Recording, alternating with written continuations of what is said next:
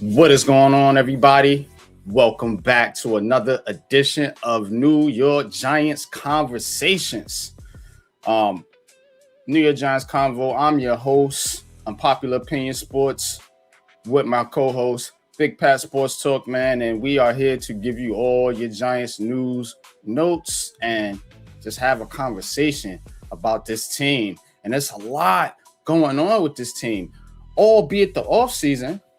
You still got a lot of news, a lot of drama, a lot of chirping, a lot of talking, and a lot of hype.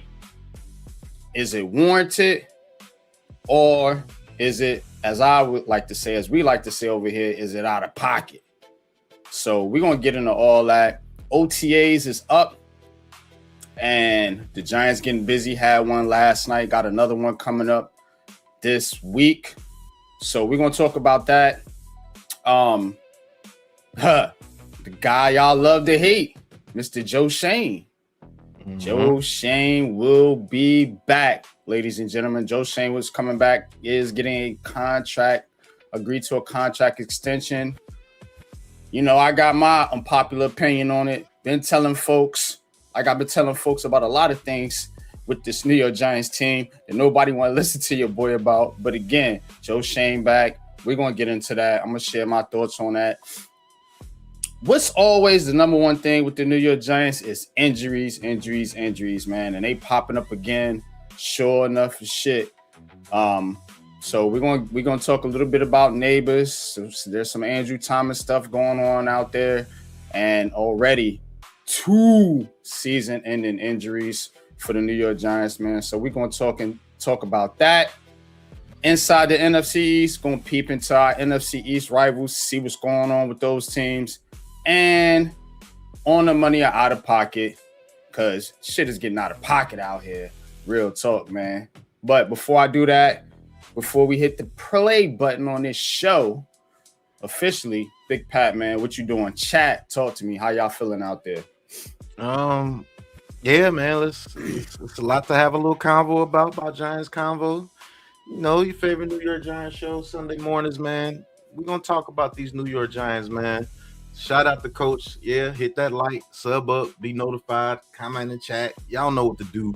This is New York Giants Convo with your boys, Big Pat Sports Talk NYG22. It's the unpopular opinion himself. And, man, I'm ready to talk some Giants, man. Let's have this conversation.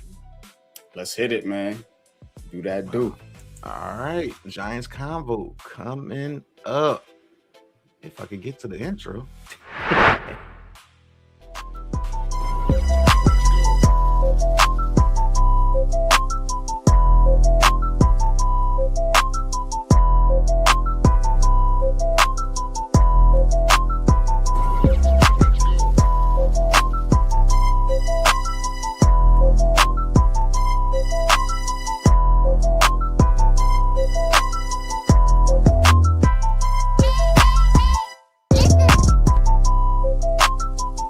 Welcome to Giants Convo.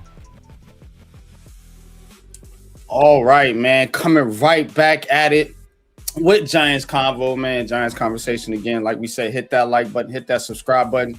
Share this on your social media platforms. We are streaming on multiple platforms. We're going to be adding more here soon.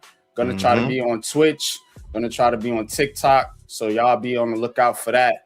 But let's go ahead and get into it, man. Like I said, it's a lot going on, but I do want to start with some OTA stuff, man. Some OTA news coming out, and we just got to get right into these injuries. You know, the injuries are always showing up. They always popping up, man. And we got injuries already, man. So here we go.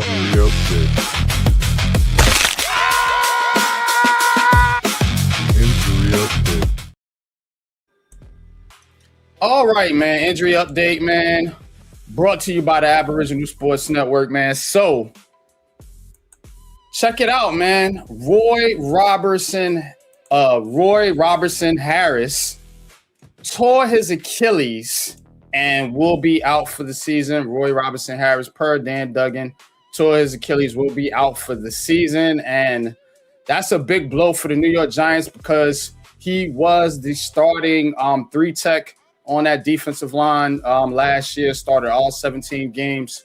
So the Giants did bring in, though, DJ Reader, but he's going to play the nose. But you still got Shelby Harris. You got Leaky Fontu. And you have Darius Alexander, your 3rd-round pick from last year. So definitely there's that to talk about, man. And we wish Roy well. But the Giants are going to have to do something there. A guy we talked about a couple weeks ago, Chauncey Golston, it might increase his chances to make this roster because, if he's a guy that they think can slide down in that position, maybe he gets a roster spot that way. There's also, talk about Kayvon Thibodeau. Could he move down to play D-line in some situations? You could do that.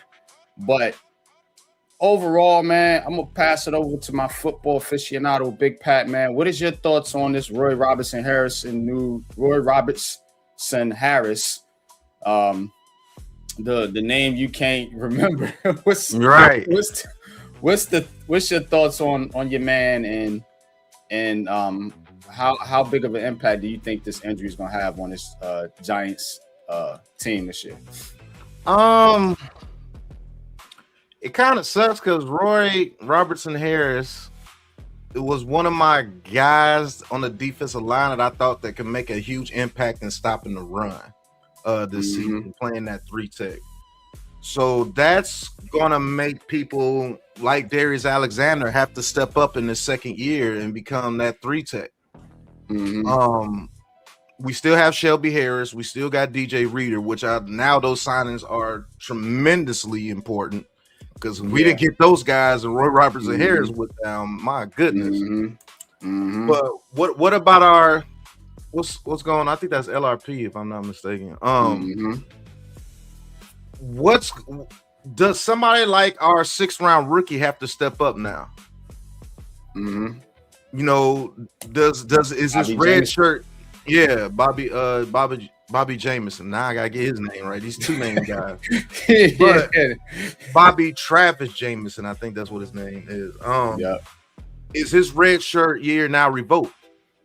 Now does he have to go out there and be that primary nose tackle, and you can move DJ Reader and Shelby Harris to the 3-tech and the 5-tech in certain situations and against heavy run teams like the Eagles?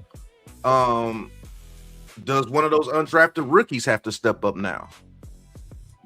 Darius Alexander, now the pressure's been amped up. So now in his second year, does he have to be one of the primary defensive linemen this year now? What about Leaky Fotu? Is he a good replacement for Robertson Harris?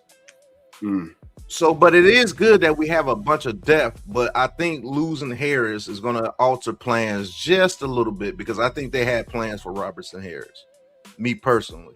But he could have been in a battle to even have a job, so who knows? But that was one of the guys I did like on the defensive line because I know what he was about.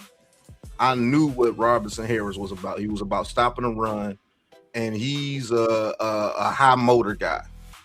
So when you lose a guy like that, it kind of hurts, and people might look that off, but it may be more to it. Who knows? But that guy right there had to get that defensive tackle position filled, and I'm glad he signed 2 veterans. Actually signed 4 veterans, but we'll see what maybe an undrafted rookie could come up and make some noise, or Bobby Travis Jameson, or Bobby Jameson Travis, whichever one it is. I'll figure it out, guys. Maybe he has to step up. So who knows? Yeah, that wasn't the only injury news, and I agree with you there. Those guys are gonna have to step up, and I think they can. I do have confidence in Rita, especially, and Alexander. A guy we talked to at the last Senior Bowl we went to. So, but then there is Malik Nabers. And that's the one that's got everyone worried here. So I am going to play a clip from Adam Schefter, and just let you guys kind of listen to what he has to say on the Malik Nabers situation. All right. We'll start off with the fact that he's in the building, he's working hard, he's rehabbing, he's trying to get back as soon as he can. But saying all that, I just don't like the way that any of this sounds, right? There's a second knee surgery. There's some scar tissue and stiffness that they need to address. It's a complicated procedure. They don't know if he'll be ready for opening day. Whoa. It certainly sounds like, at the very least, opening night against the Dallas Cowboys at home is in jeopardy.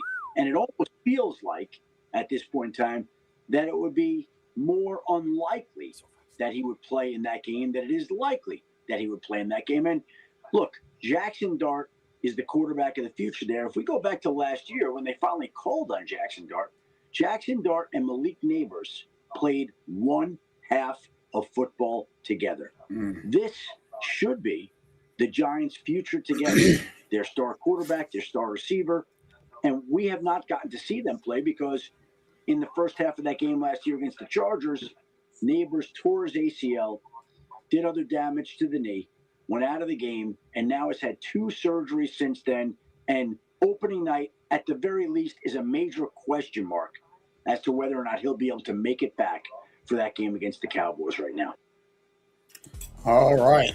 So you hear Schefter there say, that it's a maybe, it's a if, Malik Nabers will be ready. So there is definitely some concern. I don't like to hear this because when you play those type of positions like wide receiver, corner, I mean, like that's really sensitive, man, and hard on your legs and your feet and different things like that. You running, jumping all the time, on every play. I don't know if the Giants, can the Giants really be like that without Nabers? Because there's a lot of high expectations for this team, but if Nabers is hobbled or has to miss first half of the season or something like that, or maybe he just ain't right the first half of the season, because remember, coming off ACL, you think about a year from the day. So that's right in that little first 4 or 5 game window, because I think he got hurt against the Chargers last year in October. Yeah. So that's right. You see what I'm saying? That's right in that window of that year period. And being that we know he's not ahead of schedule, obviously. So he's either on time or behind. And so again, I feel like Malik Nabers is probably not going to be ready for the first part of this season for the New York Giants. Can they get through that without Nabers? Do they need to go out and sign a veteran? And that's what a lot of people are talking about right now. I told you guys about the whole Beckham thing. I said the only way he comes in on the New York Giants is if they're concerned about Malik Nabers or if somebody else has an injury. Boom. You open the door for that now. But do they go out and sign Beckham, or do they like what they got on their roster and do they just roll with the guys that they already got? That's my question for you, Pat, and for the chat. Appreciate y'all tapping in. Make sure y'all hit that like on the way in. I think this whole Malik Nabers situation is a little bit overblown, and I'm gonna explain my reasons why. It's a knee injury. Why are we trying to rush this guy back for week 1? If he's not ready for week 1, then he's just not ready for week 1. But you got to wait till you get 100% Nabers back. It's not like it's going to take him 5 years to come back. Maybe he comes and plays week 3 or week 4. Okay, we played, 14 games without him last year? It'll be okay. Yeah, he didn't look good in those games either. So that's the point. Actually, he did. He played very well against the Cowboys. He played good against the Commanders. No, you said he didn't play in 14 games last year. So I said the Giants didn't look good in those games. He didn't. Oh, of course, we were a bad team last year. Right. We weren't gonna look good with him out there. But that's what I'm saying. But the point is my question is to you and to the chat, like I said, is are they good with what they got, or do they need to go out and fill that spot for a number one guy? Yeah, or at least a fill-in. You know what I mean? I was going to get to that. Mm. It all depends on how much pressure you want to put on Malachi Fields at the beginning of the season. Mm. That's what I'm getting to, because let's just say, because Slayton is hurt as well. That is true. He has a core muscle. He'll be all right, though. He'll be all right. So are you cool with Darnell Mooney and Slayton and Isaiah Likely, Theo Johnson being your main targets in the beginning of the season? I think you can roll with that if you're predicated on the run. See, a lot of people getting this misconstrued, think you have to have this supreme outside receiver when the system that John Harbaugh is running is going to be predicated attacking the middle of the field with those big men and running the ball. So that will allow you to allow Nabers to get back to 100%. And it's not like they're predicted to win the Super Bowl or anything. Now, I get it. Yes, we do need our number one receiver. This is not me saying that we don't need Nabers. That's stupid. But I am saying you still have Isaiah Likely. You still have Theo Johnson. You still have Darnell Mooney. You still have the running game. And you have a different energy about this team. This team, I think, will go into the season believing they can win. And when you believe you can win with a couple of people that you don't expect to win with. Maybe this allows Malachi Fields to get some reps in the beginning of the season. You know, because when Nabers comes back, and if you're not ready for him to go out there, it's going to be Darnell Mooney, Tavon Austin, and Darius Slayton before he can even touch the field. So maybe when you're running the ball a little bit more, he's going to get a lot more reps out there on the field because he's the best blocking receiver. So maybe he comes in with the play action. Oh, they get ready to run the ball again. He's out there big. Fake like you get ready to block and let him run down the field. And maybe he catch it over somebody and get some confidence. Am I worried? No. Is it concerning? Yes. I'm just concerned for the player. Not because he's not going to be on the field. I'm concerned for the player. Hopefully this knee injury is not something that hinders his career and slows him down completely. I'm worried about Malik Nabers, not about him getting on the field. He'll get on the field eventually when he's 100% healthy, but don't put him on that field until he's 100%. That's where a lot of franchises messes up. I gotta get my guy out there. No, Brian Daboll. Let Jaxson Dart be in the 10 and get checked out. So I'm not as harsh or super overly concerned about Malik Nabers maybe not being ready for week 1. My concern is about the player, period. And hopefully that knee is good. He's been around talking, he's been around joking, so it must not be no bad news. It's just taking them, people's bodies react differently. So this is his first major injury, so you got to expect for him to be a little bit slow coming back from it. This is his first major injury. Because I don't think he was injured at all in college. So nah. I do believe though that the first part of the season kind of helps the Giants. I mean, those first 2 games, I'm gonna be honest with you, it's gonna be tough regardless. But the first part of the season, when we looked at it, you know what I'm saying? I think they got the Cardinals, teams like the Titans, the Commanders or whoever. So I do believe they can weather the storm if they want to take extra precaution, allow Malik to sit out for the first 4 games of the season. Because I think somebody I was listening to, they said the PUP, it's only 4 games now, not 6. So say they put him on PUP for the first 4 games. Here's what I would do with the Giants. I'm halfway with you, Pat, and I'm halfway not there.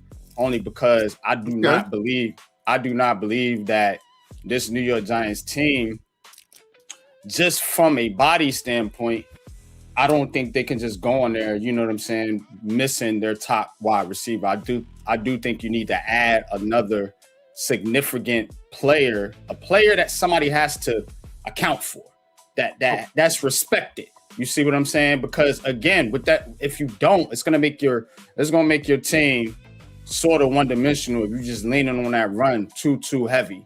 Now, I will say that the guys they got, yeah, okay. You know, I already told you how I felt about the receiving core minus Nabers. I feel about it better with Fields there, but Fields is a rookie. We cannot expect that dude to go out there and be a number 1 receiver right off the bat, although he does have potential to be at least a number 2, I say. Now, and then you want to allow him to be a rookie. This is what we've been talking about, right? Mm-hmm. A lot of these shows, you know, how the Giants had depth and we don't have to throw our guys right to the fire right away. So if you go out there and you get OBJ, or if you go out there and you get, they talking about Ayuk, Stephon Diggs, or whoever it is, and you say, all right, cool, our plan is to, you know, Fields may have to play a little bit of a bigger role those first few games, but you still have Mooney, Slayton, and then that other player that's done something in the league that teams can't just sit back and chill on. You see what I'm saying? Because that's what they're going to do. Now, and when Malik comes back, okay, what you going to do? You know what I'm saying? You may have another injury and you might have to still keep the guy you just signed or whatever on the roster to play a major role. Or you can just allow those guys like Fields, you know, on the back end of the roster to kind of come along a little bit slowly or play in different roles and different packages for you throughout the season. So I do think they need to add another receiver, and I think they will add another receiver, but I don't think the ceiling is falling. That's why I'm with you at, because Malik Nabers is not going to be ready for the beginning of the season. So I know you're ready to go to the next topic, keep the show rolling, but I want to ask you this question because this is Giants Convo, so let's have a conversation.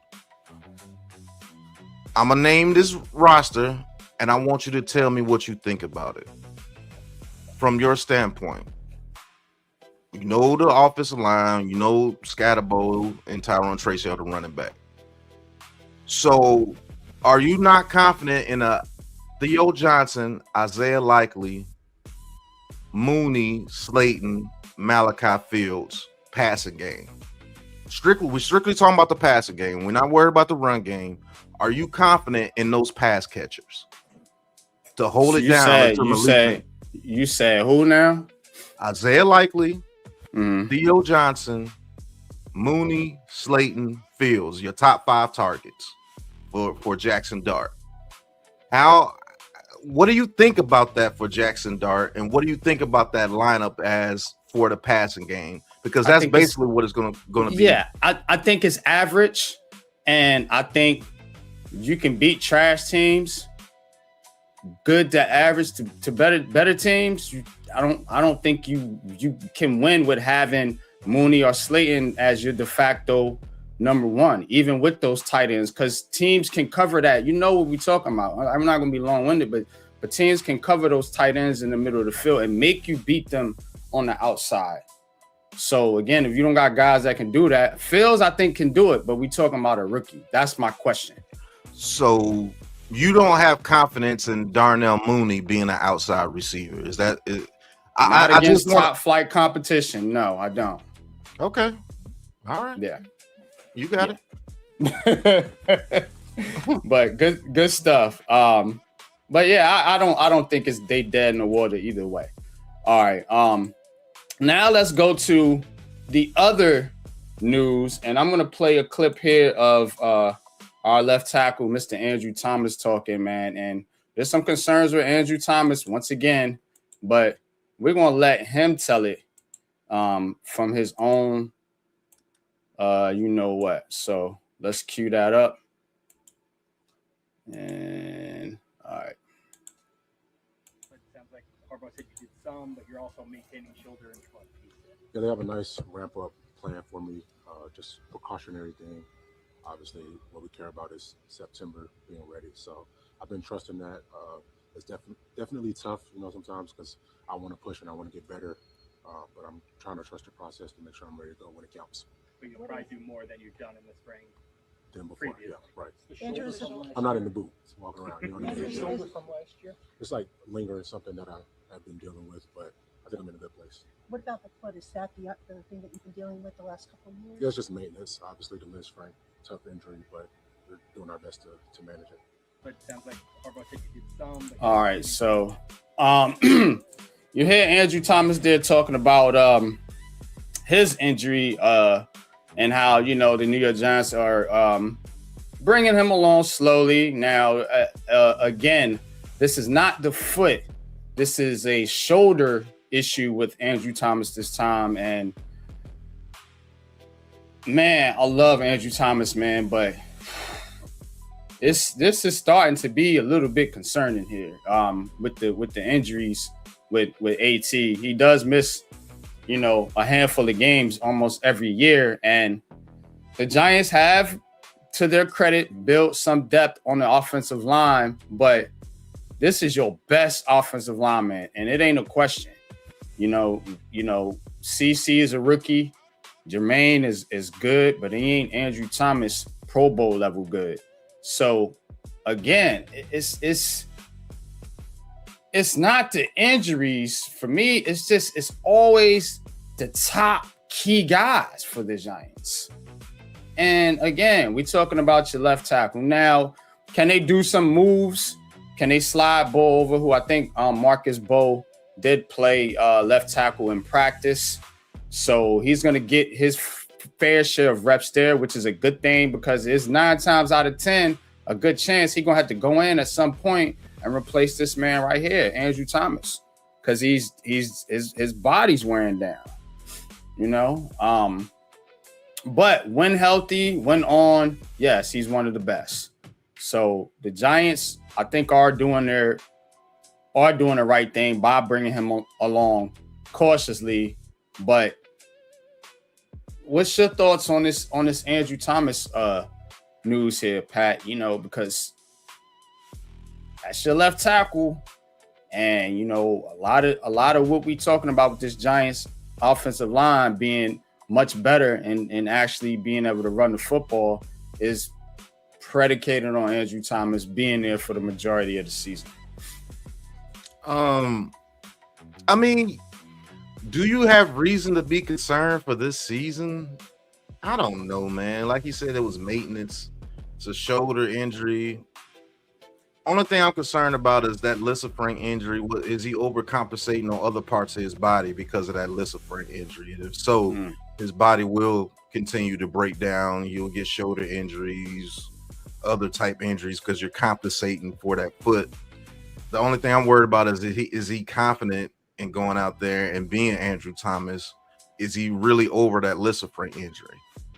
A shoulder, okay, cool. It's not like he tore a rotator cuff or something. It's just a little maintenance. But it is a little bit concerning because this happens with Andrew Thomas every single year. So I think this is a product of you overusing your star players and not having depth on your team for the whole time he's been here. You don't have depth, so you're going to play this guy when maybe he should get a little bit of rest here or there and could stop him from getting that Lisafranc injury that he got, but you're playing him on bad hamstrings and bad feet, so is this a product of him, starting to deteriorate? I hope not, because he's still very young. What is he, 27, 28? So yeah, he's still I think older than that, probably like 28.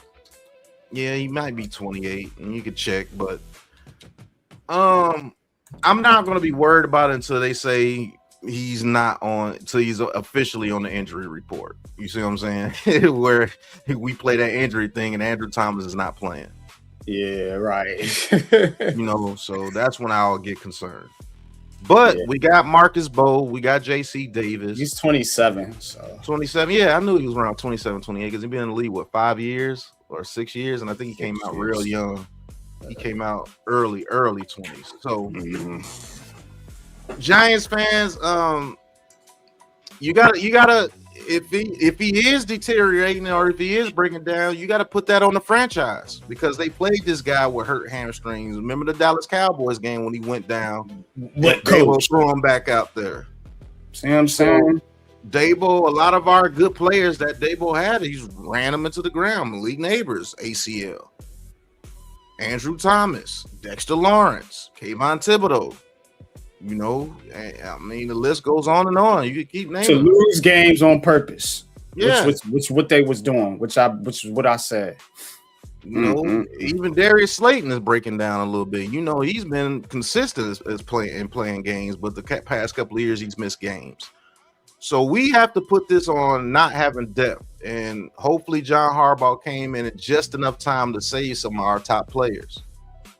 But overly concerned, no, until he's officially on the injury report. Then you can start to worry. In my opinion. Got you. So next thing we're gonna talk about here is I'm gonna play what Jaxson Dart had to say here, and he talked about how he got to change his playing style to kind of avoid, everybody always talking about, the injuries, and yada, yada, yada. So, he talked a little bit about what he's doing to kind of address some of that. So take a listen. How much, you have a new regime here, right? How much they talk about that with you? Or if they, preach that to you, hey, you need to get down on certain situations. That's something that is at the forefront of their radar at all. Yeah, we had, that was one of our first meetings, with Coach Callahan, just pulling up my tape and, just going over situationally, is it worth the risk here in this situation? And, that's what we talk about a ton is just situationally, just being smart. Coach Giro talked about it today, it's important for the quarterback to make sure that, how he's feeling one play, that he's going to feel, that same way the next play. And then at the same time, just having the experience last year of sitting out 2 games, and I hadn't done that in my career. So, I just hated that time of not being out there with my teammates. So I obviously understand, the most important thing is to be out there. So you just grow and learn from things. And yeah, I think I'm going to do a good job at this year for sure. All right. So Dart, talking about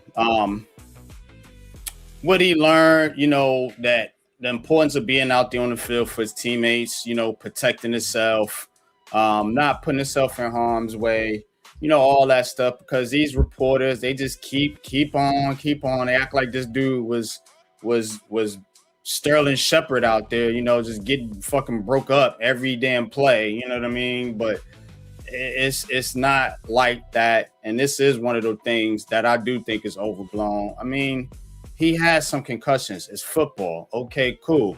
If the dumbass coach wouldn't keep trotting him out there, run him into the teeth of the defense, this wouldn't be a problem. You got a different coach here, and everybody want to celebrate Brian Dable. This fan base is A1 ape shit crazy as hell. Because y'all celebrate Brian Dable, but Brian Dable's the one almost got this dude killed. And it's like, everybody want to say, well, Brian Dable drafted Jaxson Dart. No, Joe Schoen drafted Jaxson Dart. Brian Dable almost got him killed. And we're going to talk about Joe in a little bit. But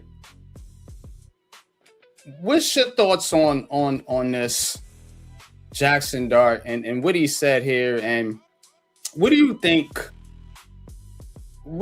he can honestly do differently,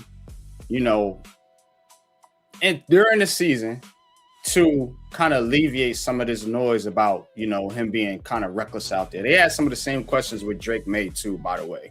who everybody loves and applauds. Go ahead.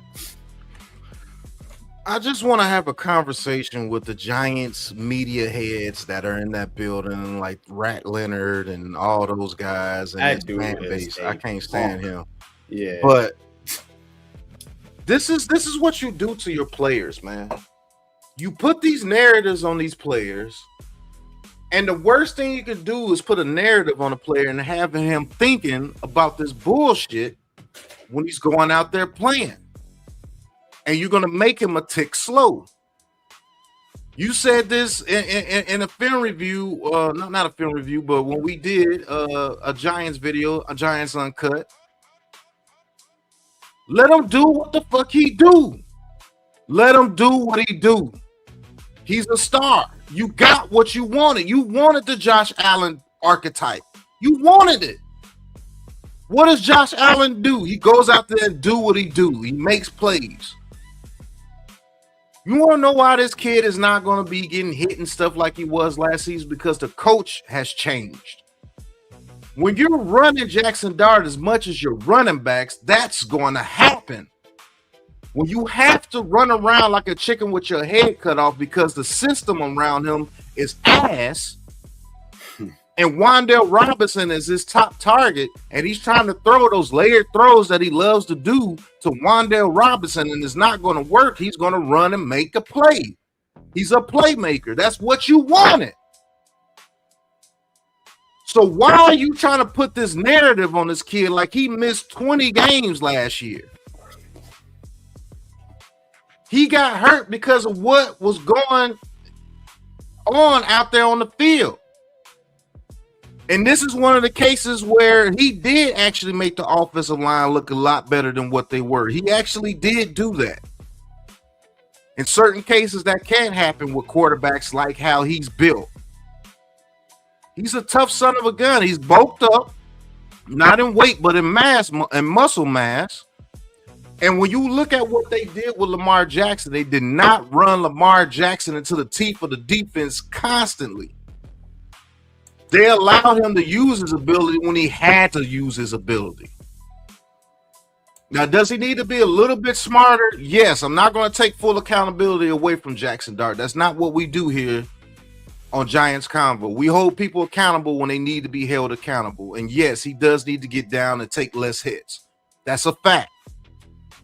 But when you're playing on a team where you're Mr. Everything and you know it, if you don't make that play, we ain't going to get shit done. Of course, a guy like him is going to go out there and run into a linebacker or try to run over a DB or try to stiff arm a DB with his throwing hand like he did against the Chargers. We was like, come on, bro, don't do that. But I think it would be a lot easier on him, and he will be under center more, handing that ball off to a running back a lot more this year. I don't expect him to have over 100 carries this year. I don't. So when he's just making those plays because he's a playmaker, that's where he should be held accountable when he gets into that open field, when he makes that play. Get down and save yourself, because now we have people around you that can get things done. It's not just me and little Jordan Humphrey. You see what I'm saying? Right. So this fan base and these talking heads, bro, that's why I love this show was created right here on the Aboriginal Sports Network. Let's have some conversations. You dudes hinder these players. You talk noise about them. You put narratives on them, and believe it or not, you're one of the main reasons why Dex is out of here. Let's keep it a buck. You're one of the main reasons why Love is out of here. Barkley is out of here. Xavier McKinney is out of here. You're one of the main reasons why. Stop putting narratives, and then you put narratives on the youngest kids on the team. These dudes are trying to find themselves. You think that kid wanted to be out 2 games last year? No, he was never heard at Ole Miss like that. He was taking hits. Let him do what he do. He was just with a coach that was just throwing him out there.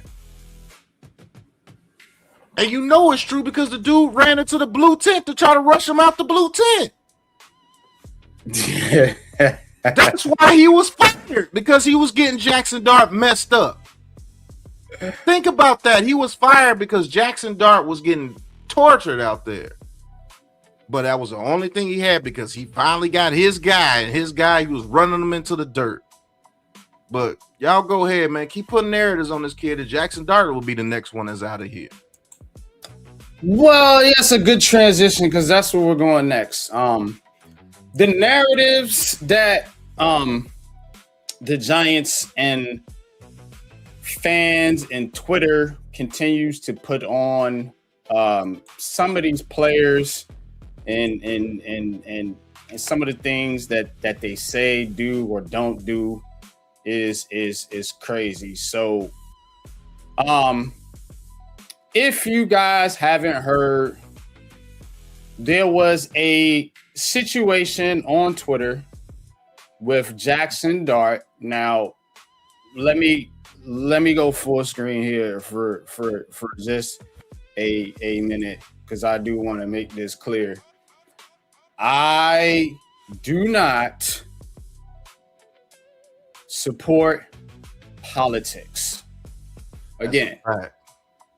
I do not support politics. I'm not on one side of this shit or the other. I think it's all fucked up. That's my personal position. So when I speak, do not come in this chat room or on any of my social media pages saying anything that, oh, you're this way or that way. No, I don't care about none of this shit. They all fucking us over. So just wanted to make that clear before I say what I'm going to say. All right, so Jaxson Dart posted Jaxson Dart posted a thing with him at a Donald Trump rally, introducing Donald Trump as the president. There were some people bothered by that, and there are obviously people that support Trump and what he's doing. So you can imagine the level of hostility that was going to be spewed at Jaxson Dart just off that. Well, Abdul Carter kind of made it worse and posted, like, what are we doing here? I thought this was AI. Basically, he's saying, it's really all he said. You could take it for however you want to take it. Me and Pat talk to each other in similar fashions. Like, yo, bro, what you doing? Like, and it ain't nothing like, yo, F you, how dare you? It is not at that level of, and when I seen that, that's immediately what I thought. I was like, he just probably just like, oh, come on, bro. Like, nah, my G, you know what I'm saying? Like that type of energy. Not, oh, it's a fraction in the locker room, because that's what the media took it at. Took it as a fraction in the locker room. There's a lot of people that don't like Abdul Carter now. There's a lot of people that don't like Jaxson Dart now. But this is the only way I responded to that. And I'm going to go full screen again, and I'm going to pass to you, Pat. Again, I told you, I'm not in this one way or the other. But if you're mad at Jaxson Dart for who he supports, or Abdul Carter for what he supports and his coach and what he stands for, how can you honestly sit up here and go full hardcore day in, day out with pure love and passion for the New York Giants when the owner was in those fouls that we know which fouls we're talking about? And that was my only response to that. How can you attack these kids, but then lay off on these billionaires that's taking your bread, that's doing things to your children, how can y'all let them go scot-free and then you attack these kids because of how they was raised to be? So again, man, I think this is nothing. I think the locker room is fine. Abdul Carter said so. Jermaine Illuminor said so. Shout out to them for getting on that, clearing it up quickly. But the shame of you motherfuckers, bro, to sit up here and say I hate Abdul Carter or I hate Jaxson Dart, but still go up there and buy tickets to the New York Giants, whose owner is a you-know-what foul. We can't say but so much. But that's all I got, Pat. What you got, man? Yeah, it's the hypocrisy in this fan base because John Harbaugh was with Trump too. So what are we getting at here? You wanted a superstar. Well, guess what? You're getting that. This kid is what, 22, 23 years old? And you get a chance to introduce the president? Why would you go up there and introduce the president? That's what this was about, making him the face of New York. That's what all this was about. All the publicity that you wanted your quarterback to have, he's getting it. He's getting it. But just because he doesn't align with your political views, and like my man NYG said, I don't give a damn about either side. I'm not with politics. And the only reason why I'm talking about this subject, because these are kids that you're attacking. Yes, they're making millions of dollars and they're playing a game and they're super athletes, but they're still kids, 23 to 24 years old. They're finding their way. You wanted the superstar quarterback. That's what you want, and that's what you're getting. Like, what does this fan base want? You cry, complain, bitch, whine, everything. I ain't want my superstar quarterback. We need the guy. You got him. The president of the United States wanted him to introduce him in New Jersey, New York. Well, New York, because they canceled the New Jersey thing. But in New York, your quarterback, your superstar was able to introduce the president. Doesn't that say that he has some pull out there now? You wanted the swag, right? So what are you complaining about? So now he's public enemy number one because he introduced the president of the United States. What young man trying to find his way will not say, yo, I don't want to introduce the president? Why? Why? This left side, right side, it's just a bunch of people that just want to feel, I don't know, man. These people are just straight clout chasers, bro. And I can't stand them. You're a clout chaser. You want people to look at you. Oh, I can't stand Jaxson Dart, or I can't stand Abdul Carter. Man, let them men talk to each other, which they did, because Abdul Carter reported it. We had a conversation, and me and JD6 are cool. You know what I'm saying? Like, I don't care about if it's a good or a bad idea. It's a kid. He gets to introduce the president. It's not about a good idea or a bad idea. You know why it turns into a bad idea? Because you dudes have bad intentions and you love mess. Yeah, nobody says anything like you said when Travis Kelce does things and all these other guys do things. It's only when a New York Giants player does it that it's a big deal. Doesn't that alarm you, fans, so-called fans? If you fans and you love the team, isn't it alarming that everything that a New York Giants player does is posted and blasted in the media?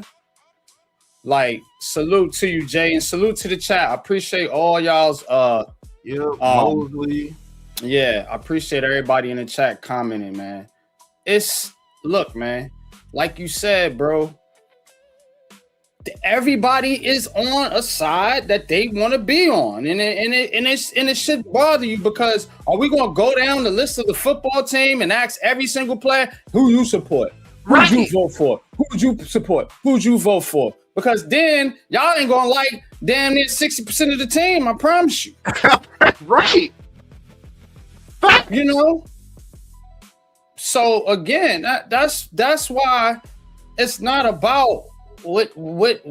And again, Jaxson Dart is a quarterback. He's gonna be a polarizing figure. You know, he was drafted in the first round. He quarterbacks the team that's in the major media market of the world, and he's going to take bullets. You know, so again, whether he thought it was a good idea or not, you can't put these guys in a shell. You know, because I have opinions that people don't like. Everybody does. Unpopular opinion. You know, Pat, you have opinions people don't like. You know, people in the chat, they got opinions people don't like. But it don't make you a terrible human being, and it damn sure don't make you a bad football player or a bad teammate. You know, because it's just like when this whole thing, not to stick on the politics thing too much, but it was just like when this whole thing came out, you know, and you have people disowning their families. Fact. Because they voted for somebody. Like, y'all gotta chill with that, man. People are people, man. They're humans. Whatever they was, and a lot of times this is how he was raised. Mostly put in the chat. He's a kid from Utah. Facts. You see what I'm saying? What environment did you grow up in that influenced you to be the man that you are today?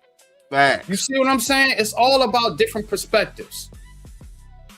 So now Jaxson Dart came out and said some of the things that who says Trump, then that's something to talk about. But all he did was introduce the man. Big fucking deal. And guess what? Just to say it is common sense to know that either way that Roach Dave, either way, salute to get a reaction. Like right. So let's just say he said he refused to introduce Trump. That would have been huge news. You see what I'm saying? And so now, if he refuses to introduce the president, maybe that affects him even more. Because guess what? You got president on your ass, right? Oh, you see what I'm saying? Cool. Make sure the Giants get fucked in the playoffs. Man, what? They might win because he introduced this motherfucker. Who knows? Right. Who knows? Maybe you should start thinking, man, damn, do we involved with the president now? Our quarterback's involved with the president? That Jaxson Dart might have just plugged y'all in to a playoff spot. Facts. The only real problem that there was, what's up, Alfred, was Abdul Carter should have kept that first tweet to himself. He should have went to Jaxson Dart himself and had that conversation before that tweet came out. But this is the era that we live in. We live in a social media era, and everything has to be put on blast. Everything has to be put on blast. And I'm going to tell you what's funny about that. Everybody say that. But you know, right now, I can call certain people in my family and not get an answer. I haven't heard from certain people and not get an answer. But if you text them on social media, they'll respond immediately. Immediately. That's some real shit. This is a Giants conversation, but I'm about real shit. Real shit. It ain't just that easy. Now, on a football team, I know what y'all saying. Yeah, they corroborate. But you got to understand, like Pat said, it's not about that. It's the era of how they communicate. Yep. Nobody talks on the phone no more. We not in the 90s, y'all. Everybody is on social media. We're on social media right now. So everybody's on social media communicating. This is how people communicate. So if he had a problem with it, yeah, his first reaction is going to be to go to social media and text it out. Because what? Like you said, he's a kid. This And is the first thing everybody that's goes the to. first thing he gonna do. He's a kid and he's just gonna react. You know, now it's up to John Harbaugh and the coaches in that locker room to be like, okay, because you know what this is? This is Brian Dable type culture. Yep. And that's what you're seeing, a spillover from the culture that Brian Dable built. Yep. You know, and so John Harbaugh's gonna have to get that, reel that in real real quick. You know, we got to line it all up. So yeah, I do agree with some of it. Like, yeah, there's ways to handle that, but I'm not outraged by this like some of y'all. I'm not. It's a nothing burger to me. This ain't nothing. And shout out to light skinned Jermaine for being the grown man in the room. Shout out to him. Hopefully somebody got those two guys to talk and they talked it out, and it's like, man, yo, I was just I did. He probably did it for the team, if you believe it or not, because you're making him this leader, Jaxson Dart. You're making him this leader. So he's like, okay, I got an opportunity to go out here and do this and be a leader for my team and put my team on the map. Maybe that's what he was thinking. Not saying that's what he was thinking, but maybe that is. You got to start thinking about the whole situation, bro. You know what I'm saying? So all this Trumpsters and all that, what's up, Philly Morgan? Who cares, bro? Are these people doing something to you literally? Are these people affecting your life literally? That's what you have to make conversations about. Have a conversation. Giants Convo. Have a conversation before you just go out there and try to destroy somebody. These are kids. And when you're trying to find your way, stop acting like you weren't 20-something years old, however old you are in the chat. And a lot of these are grown-ass men doing this. Grown men, 40s, 50s, acting like you ain't never been 21, 22 years old, trying to find your way in this on this plane that we call Earth. Mm-hmm. I'm a leader of the New York Giants. I'm the franchise quarterback. Everybody's talking about me all the time. So everything that I do is on blast. Imagine being in a situation like that where everything that you do is on blast. I can't make a mistake. Yeah.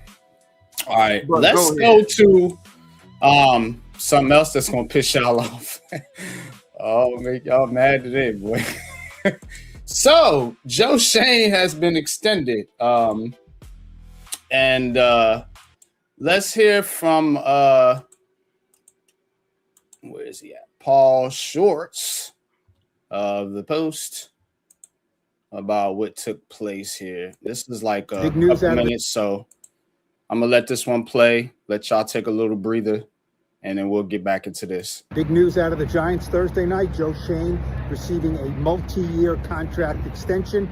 You know, anyone who saw Joe Schoen and John Harbaugh talk after the first round of the NFL draft a few weeks ago, when both were thrilled that the Giants got Arvell Reese and CeCe Maui Noah, you could just see John Harbaugh gushing about the job that Joe Schoen did. He said he thought he did a great job. He thought Joe Schoen's scouts did a great job.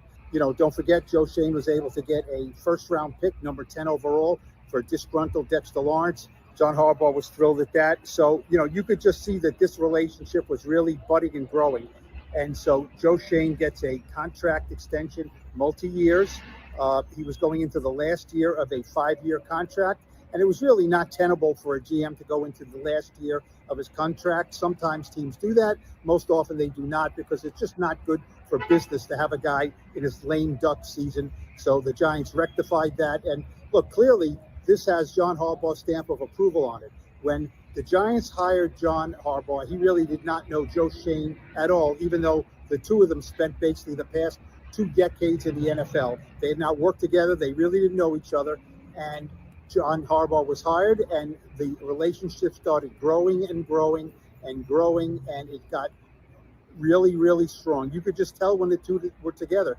John Harbaugh, unsolicited, would give great praise to Joe Schoen, and now it is official. Joe Schoen gets a contract extension. The Giants have had some rough years, some lean years, and let's leave with this, that John Harbaugh probably would not have come to the Giants if not for Jaxson Dart. John Harbaugh was not going to go to a team without a quarterback he felt he could win with. How did the Giants get Jaxson Dart? Joe Schoen boldly last year traded up into the first round of the NFL draft to get Jaxson Dart. So Schoen got Dart, and Dart helped Schoen get Harbaugh. All right, man. So you heard there from Paul Schwartz, and he talked about Jaxson Dart and how Joe Schoen traded up to get Jaxson Dart, you know, and with this trade, with this extension here, I think they're reporting it. I don't know what the length of the extension is. They don't release these GM contract details, but there's reports of a 5-year extension or something like that. I don't know, but he talked about what's more important. He talked about the relationship that Joe Schoen and John Harbaugh had, and Joe Schoen's recruitment of John Harbaugh. And again, y'all don't gotta like Joe Schoen, but Joe Schoen don't play football on Sundays, and Joe Schoen don't coach the New York Giants. He's the general manager. The general manager is responsible for buying the groceries. He got your quarterback. You know, people say, "Oh, Brian Dable picked out Jaxson Dart." Well, Joe Schoen, the one, like Paul said, made the move to trade up to go get him. So you got to put that on the GM. Said, I can't make a trade to get him. He could have. We don't have the resources. Yeah. While y'all was fussing about the 3rd round pick, we didn't have this year. We didn't have the resource. He could have knocked it down. He tried to go get y'all Drake May, who was just in the Super Bowl. So again, it's the GM works with the coach. Coach, this is what I need. All right, let me see what I could do. How can I, let me get a list of players together and see how we can go get the talent that you need to perform. Y'all talk about Jalen Hyatt. Y'all think about that Jalen Hyatt trade. And the reason I say that is because remember what John Harbaugh said in the clip that we played the other couple weeks ago, when he said he was like, yeah, we can go up and get Fields, right? So John Harbaugh wanted Malachi Fields. I'm pretty sure Joe Schoen and Brian Dable had a similar conversation about Jalen Hyatt. So if you want to put Jaxson Dart on Brian Dable, put all the goddamn players on Brian Dable. You know what I'm saying? Or you put them on a GM and say what I say. GMs have hits and misses. Joe Schoen missed his first couple drafts, and I'm not excusing him, but you can also put that on the fact that a first-time general manager trying to learn the job, learning on the job with nobody to really teach him nothing. Now that he's got the experience and has built relationships, why do you think the Giants get these good deals on these trades? Joe Schoen has built these relationships in these front office. I've seen him personally at the Senior Bowl on the sideline talking to different GMs and coaches. Facts. So again, I know what kind of work Joe Schoen is putting in to build this Giants team. The coaches have got to go out there and perform on the field. You can't have all these first-round picks and mean to tell me they all trash. No fucking way in hell.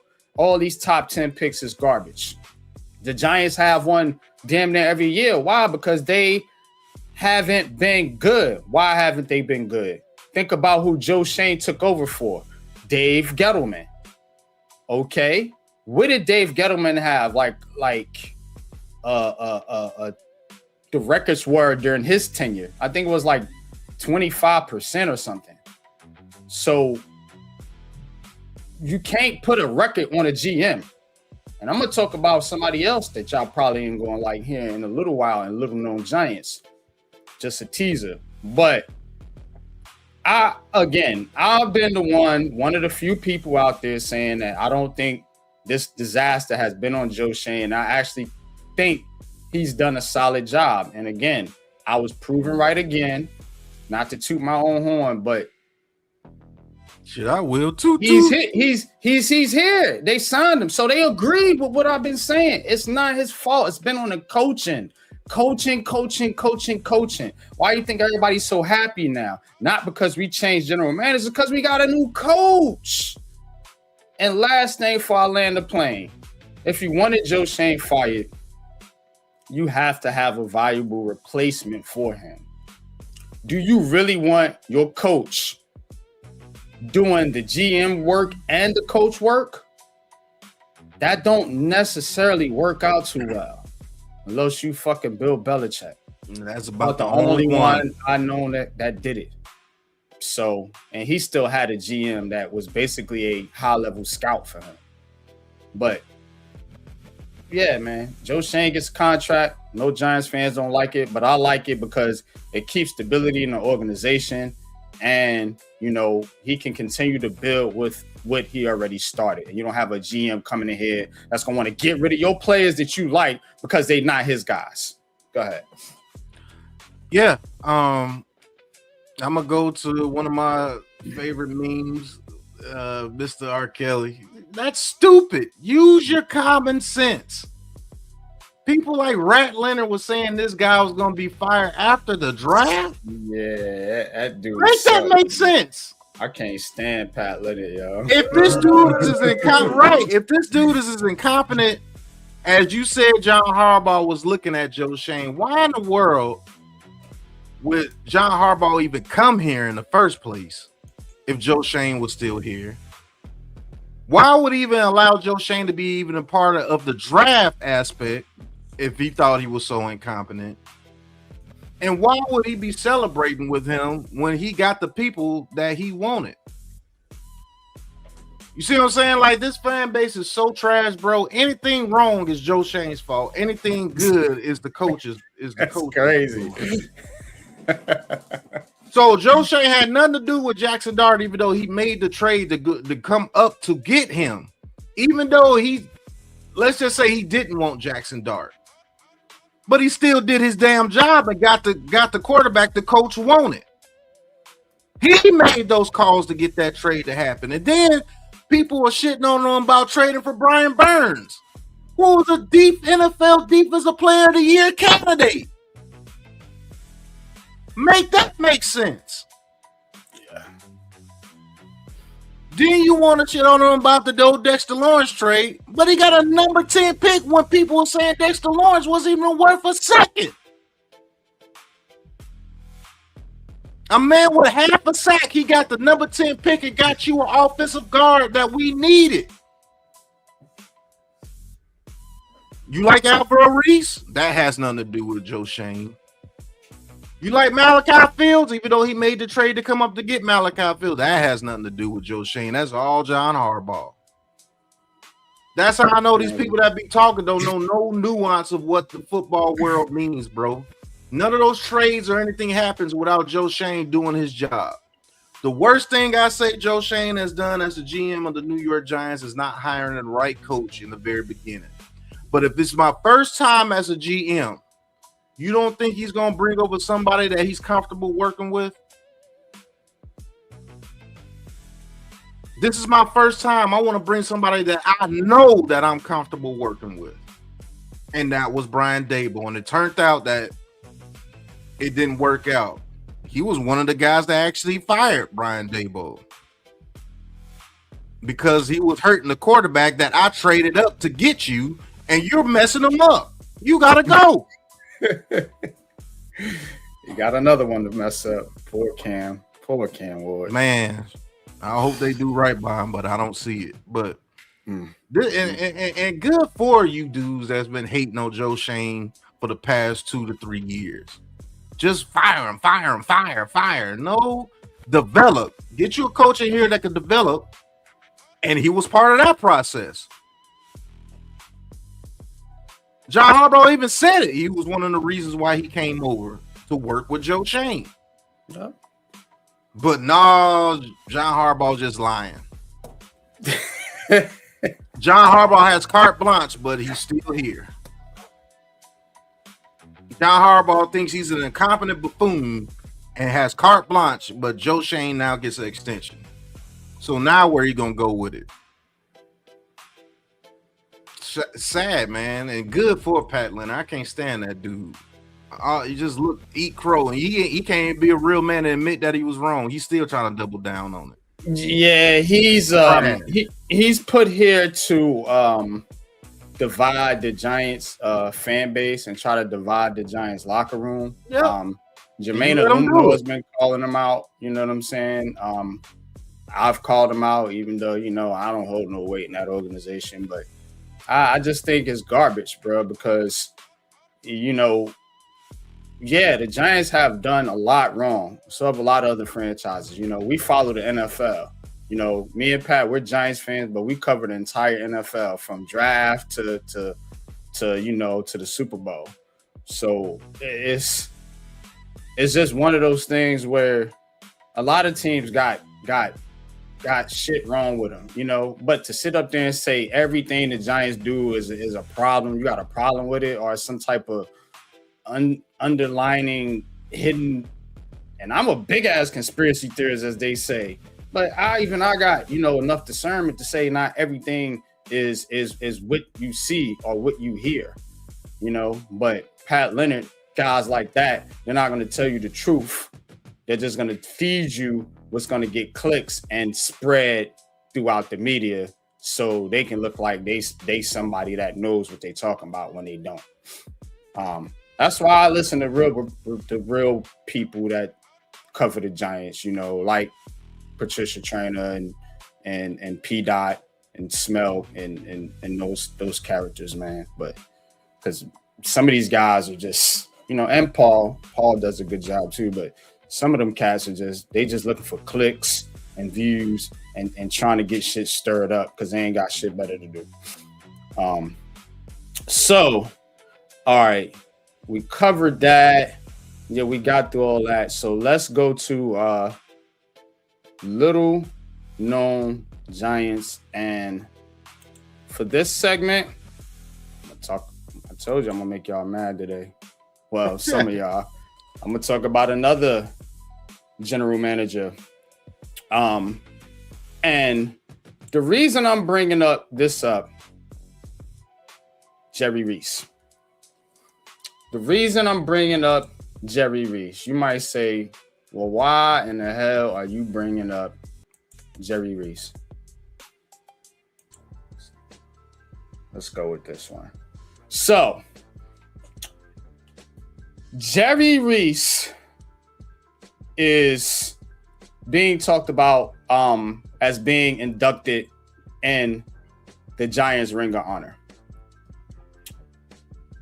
There is a large section of Giants fans that do not like this man and do not believe he had anything to do with those 2 Super Bowls that you see up there on the screen. And again, you see the stats up there. You know, general manager for 11 years. The 8-2 postseason record, 88-72 regular season record, 2 NFC titles, 4 playoff berths, 7 seasons of 500 or better. Now, y'all the one want to put records and shit on general managers. That's the only reason I'm bringing the record up. I'm just giving you a taste of your own medicine. You know what I mean? So, again, I'm not putting a record on Jerry Reese. I'm putting a record on the coach, Tom Coughlin. But I'm saying, though, that Jerry Reese definitely had a lot to do with that. Does he belong in the Ring of Honor? You got 2 Super Bowls now. Corsi, George Young, you know, they're in the Ring of Honor. Reese's record is better than those. Better than this. There's the record up there. For 4 years, Gettleman had a 292 or 0.292. Joe Schoen 0.329. Those are their records. Look, Jerry Reese, he did have that 2007 draft that contributed to a lot of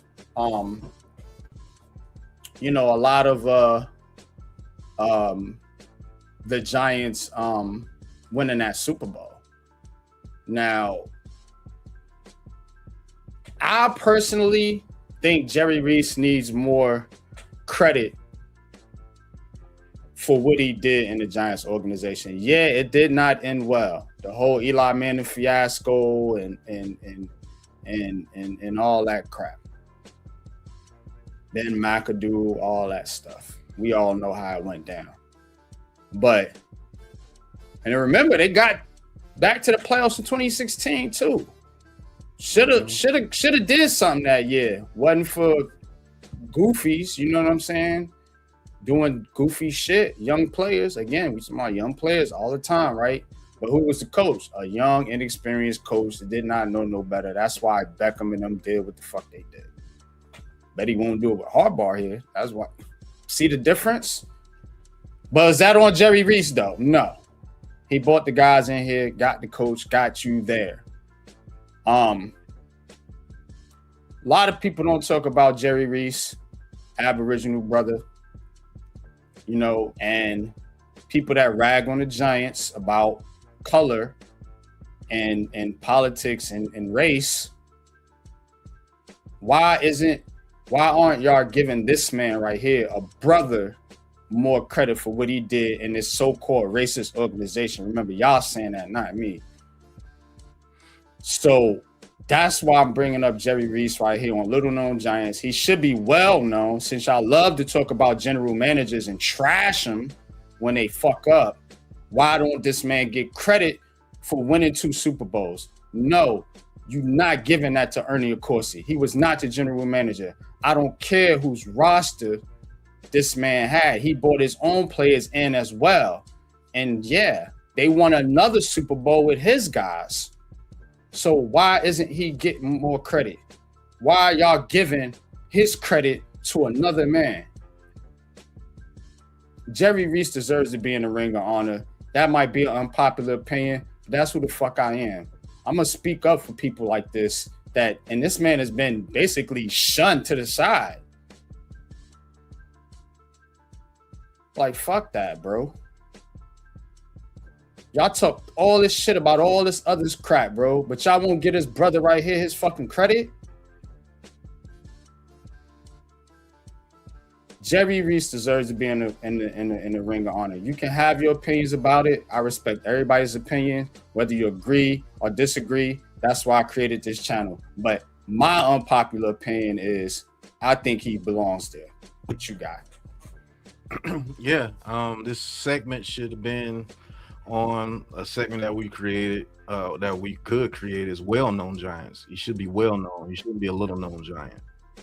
Like that's bullshit, because he had something to do with that 2007 Super Bowl, and he had everything to do with that 2011 Super Bowl. You see what I'm saying? So why Ernie Accorsi, of course he gets so much credit, which he deserves, but this man gets shitted on like he never did anything. So you mean to tell me in a span of 5 years he had nothing to do with either Super Bowl? So 2007 draft, real quick. This is what I was trying to look up. Aaron Ross, Steve Smith, Jay Alfred, Kevin Boss, Michael Johnson, Ahmad Bradshaw, and Zach Diassi all contributed. All contributed to that Super Bowl. Every last one. Every single one of them. Bradshaw, you love. Zach Diassi was a long snapper for fucking a decade. Yeah, 50 years. You see what I'm saying? The DB that we drafted, Aaron Ross, had something to do with that Super Bowl. Yeah, he was one of our top corners that year, I believe. So let's not act like this man didn't bring over Antonio Pierce that year. You love him.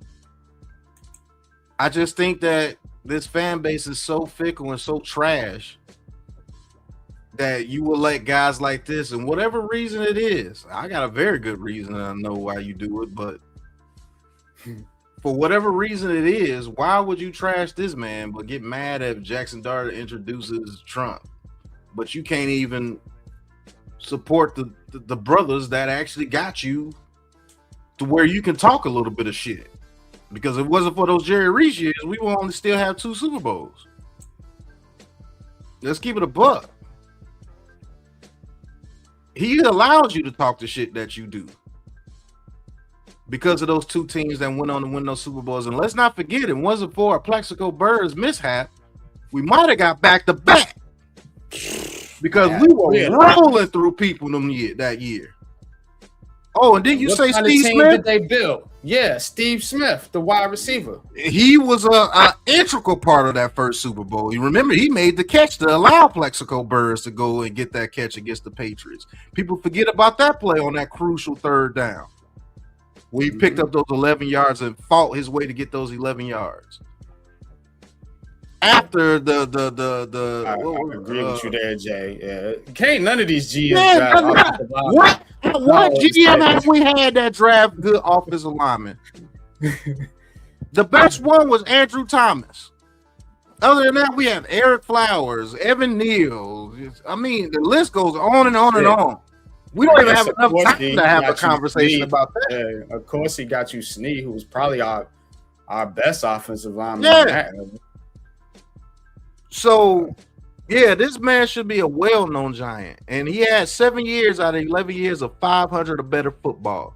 We haven't had that consistency since he's left. We've been 3-14 consistently since he's left. Your last, not your last playoff appearance, but your last time where you thought you could make some noise in the playoffs, he was the GM. So y'all need to give this brother some credit, and I'm be clapping like a mug when he's in the Ring of Honor because he should be. Hell yeah, he should be. I don't know what you dudes talking about. He had nothing to do with those Super Bowls. That's a lie, a straight up lie. But you got it, NYG, man. That's bullshit.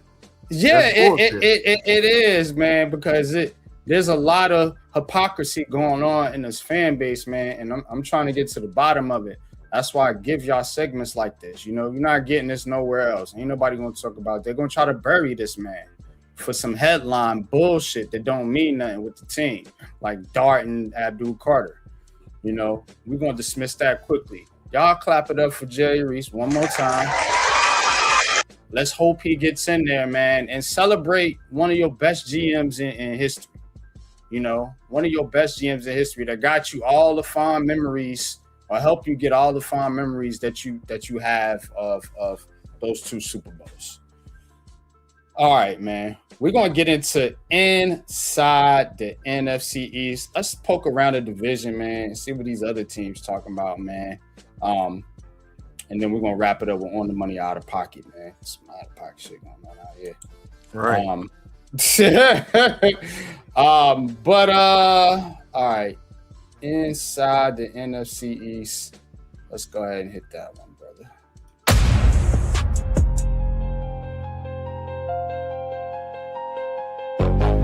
Giants, Commanders, Cowboys, Eagles. Welcome to Inside the NFC East. All right, man. We're going to get into Inside the NFC East, and this ain't going to be long because there's not a lot of news. Just going to touch on a few things. So we're going to start here with the Dallas Cowboys. Oh, that wasn't the one I was looking for, but I'll just keep that up there for now. But Cowboys, they still looking for answers behind Javonte Williams. And they could be looking at a guy like James Conner. So you got a report here. Cowboys running back answers could not be more obvious.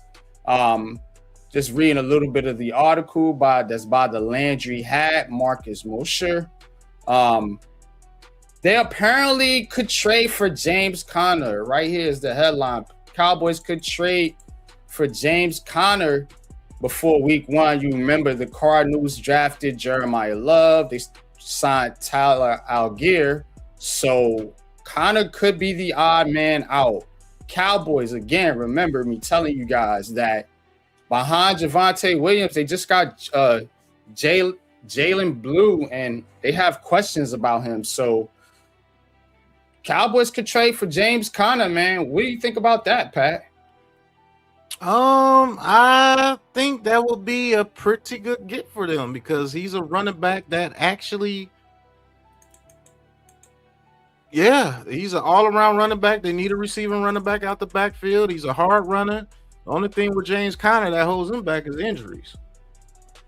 Because when he's healthy, he's a doggone good back. He was good with the Steelers and he was good with the Cardinals. Like James Conner, the Terminator, man. Definitely don't want to see him come over to this division if he's healthy because he can change some things for them, man. He can definitely be that change of pace back for them, and heck, he can take over the number one back if he needed him to if he's healthy. So we'll see. But yeah, James Conner could be a definitely good get for the Cowboys, man. Definitely, man.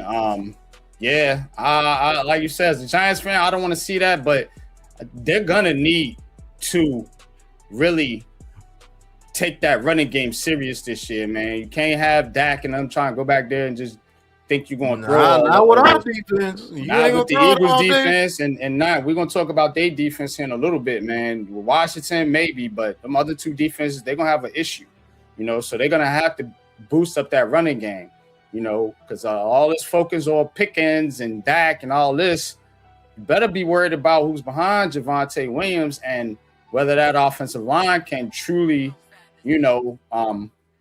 hold up, man, as far as running the football is concerned. So, questions about the Cowboys running back situation.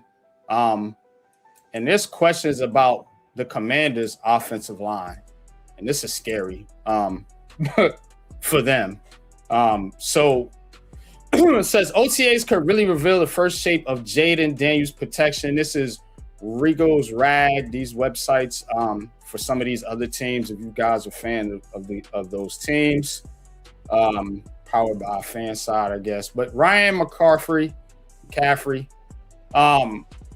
So basically, them releasing Tyler Battis and not getting Tyler Linderbaum has stuck the Commanders with Nick Allegretti as their projected starter and 6th-round rookie Matt Glublin as his backup. So that's at the center position. So they're not sold on Allegretti. And so the Commanders are looking to possibly start a 6th-round rookie from Michigan State at center. That's what this article is talking about. So y'all can go read this, but what's your thoughts about this, Pat, man? Questions with protection of Jaden Daniels. That's crazy. We're not the only team in the NFC East that have questions at center. And their questions at center might even be more than ours with John Michael Smith. I think John Michael Smith is going to make a he's going to turn around, but we're talking about the Commanders. Yeah, they got to protect their franchise, and they haven't done a very good job of protecting them because last year, man, he had his whole elbow twisted. So what are you going to do to protect your franchise? He can only run around for so much, and these defenses over in the NFC East, they're getting faster, bigger, and stronger. And you got a couple of guys that can actually chase him down, believe it or not. So, Washington got a couple of questions on their hands, man. This is why we do inside the NFC East. We want to give you intel on these other teams, and if their center position is not looking good, DJ Reader. Right. That's why we do it too, Jay. Shout out to you. So y'all can go and talk y'all shit. They ain't got nothing on us this year, man. I picked the perfect year to start this segment, yo. Yeah, I can go talk your shit because we're going to have all the intel on all they little corny ass teams and what they doing. But anyway, I'm trolling a little bit, but this is a problem for them. They are. I've been telling y'all this. They coming up the rear this year. Pause. Yeah, right. And what about the weapons on the outside? So you don't even have the weapons on the outside to contradict your offensive line. Maybe a little bit weaker. Yes, they have that left tackle. It does not look like Diggs is going there. This is the intel that I'm getting. I can pull up these articles. I was looking through it earlier, but it does not look like Diggs is going there. And there's also questions about Ayuk. Remember, they're the favorite to get Brandon Ayuk, but I'm hearing the Giants might be in on it, yo. So that's crazy work, bro. But anyway, yeah, they're gonna have some issues at wide receiver and on the offensive line. So they're gonna ask Jaden Daniels to be doing a lot this year. Yeah, a lot. All right. To the Eagles. Philly news kind of slow, but I did pull this up, and I want to get your thoughts on this because this is more of a football question. More of a football conversation here. So Cooper DeJean is moving. He's moving to safety. So they're gonna in their base defense. It says this what it looks like currently, and they got the numbers there. So DeJean there 33, so he's gonna be playing right here at the safety spot. So that's their lineup right there. You got Davis, Carter, Ojomo, and then of course you got the edge rushers, and Hunt, and what's the other guy? Grinyard. So, what do you think about this Philly defense right here? This is what they're looking at, Pat. So you get a good look at their defense right here. I can probably make it a little bigger for you. Pause. But that's it right there. And so what's your thoughts on that? Because like I said, that's more your thing right there. And is that something that a team can exploit? Or let's take it from the Philly angle. We're doing inside the NFC East. Is that a move that you would do, putting DeJean back there at safety? Yeah, in their base package, yeah, that's their base 3-4 package. So yeah, you put Cooper DeJean at the safety position and let him roam around the field, which he does very well. So this is not, I don't think this is a permanent move to safety. I just think they're doing this in the base package because they don't trust the other safety there. And when you're in your base, you keep Cooper DeJean on the field. That's all this is about. Because when they go into their nickel and their dime, he's going to slide right back down to slot corner. So this is just a way to keep your best playmakers on the field at all times. Now you don't have to take him out the game in base packages. You see what I'm saying? So it's actually a really smart move for them because now you got a guy that can roam the field and make plays. Makuba can roam the field and make plays. You got Rick Woolen, 6'4", can run like the wind. Quinyon Mitchell, 6'2", can run and be physical. What they have to worry about is Jahai Campbell and can Zach Bond get back to form? And the linebackers. So you got questions about the line. That's what I was going to ask you. Is there any questions on this defense? I got questions about the edge rushers too, and Hunt and Greener, because the Vikings traded Greener for a reason. You see what I'm saying? So can they get pressure, and can those linebackers continue to roam around that field and make plays like they were doing when they had Nakobe Dean and the other guy? Because Jahai Campbell has not lived up to the vaulty expectations that was given to him when he was drafted. And what about the guy from Georgia at the other edge? Nolan Carter. I think that's his name. Nolan Carter. He's been arrested. So we're gonna see, man. But the whole Cooper DeJean, he's not a permanent safety. He's just a safety that they put in the base package. He's gonna slide right back down the slot corner when they go to dime and nickel. Now, the other safety opposite of Makuba, when you put him in those nickel packages and everything, what is he going to be about? That's what they should be worried about. Yeah. So, NFC East question. Shout out to you, Alfred. In the essence of never underestimating your opponent, what's the best each NFC East opponent could throw at us? I'll answer that by saying this.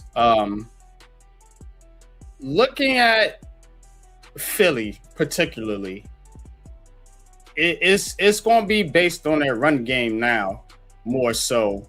If you do not believe, so they're going to be a team leaning on the run and basically trying to stop the run and get teams off the field. They're going to be leaning on defense a lot. That's why I bought this kind of defensive scheme up here. So I think Philly can keep the game close with their defense. It's going to be about whether Jalen Hurts can make those plays in the middle of the field or not with some of the new receivers that they got, particularly Mekhi Lemon, who is a slot guy, and Devontae Smith, who is going to be transitioning to a number one. The intel that I'm getting, that A.J. Brown trade is still on, and it is expected to take place after June 1st. So they're going to be losing A.J. Brown by all accounts, and that's going to be the main thing right there. Philly's going to really be leaning on their run game this year. That's what they got. Cowboys, they're kind of the opposite. We already questioned their running game, but those two pass catches they got and Dak Prescott, you know what I'm saying, until Jaxson Dart shows what he can do in a full season, is the best quarterback in this division. Hate to say it, but it's true.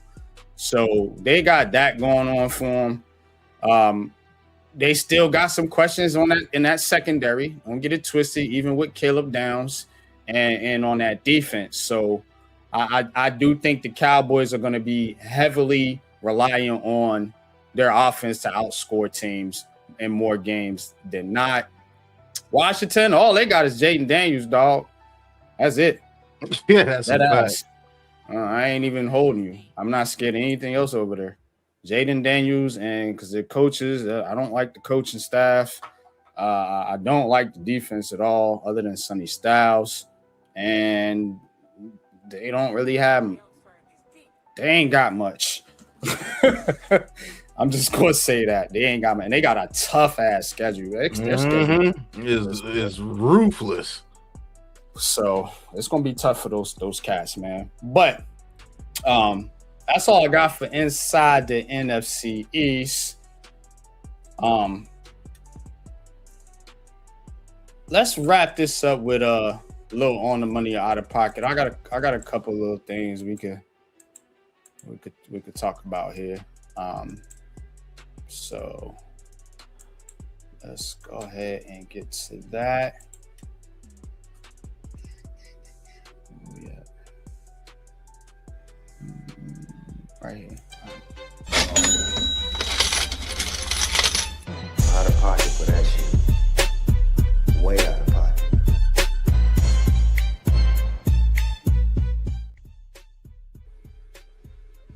All right, man. On the money or out of pocket, brought to you by the Aboriginal Sports Network and brought to you by New York Knicks fans. So that's where we're starting at right here. New York Knicks fans. Let's see, where is all right, there we go. There you go. All right, New York Knicks fans here. So Cavs getting beat down on the court. You don't know if you ain't been up on your basketball. The Cavs down 3-0.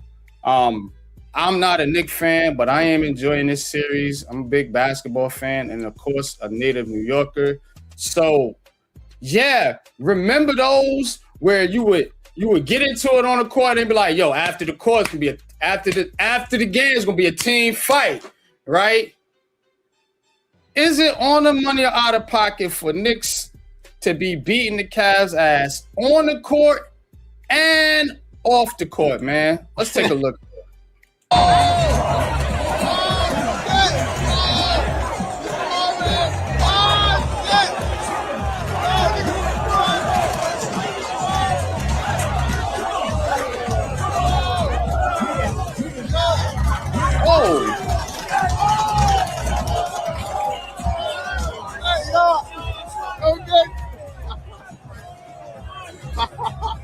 Yo, this shit ain't funny.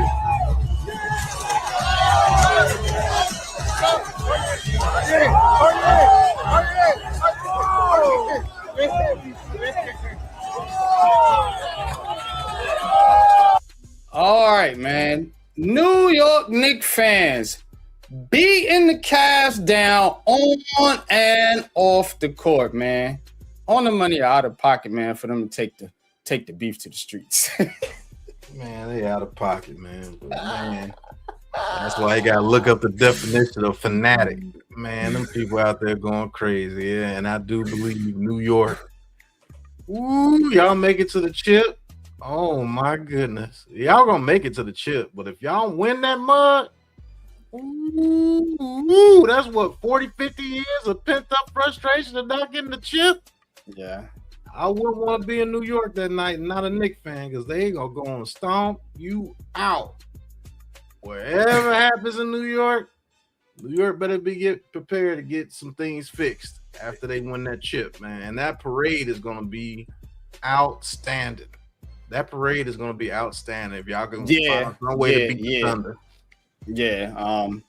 If I can find a way up there, I'm going. Right. I already talked to my brother about that. This is like a 20-year in the making promise we made to each other. But yeah, bro. Definitely, man. I got something for the Nets too. Yeah, stay tuned, Mosley, because we ain't done yet, bro. All right, let's get to this. Jaxson Smith-Njigba got an award, but he got the wrong one. He got Defensive Player of the Year.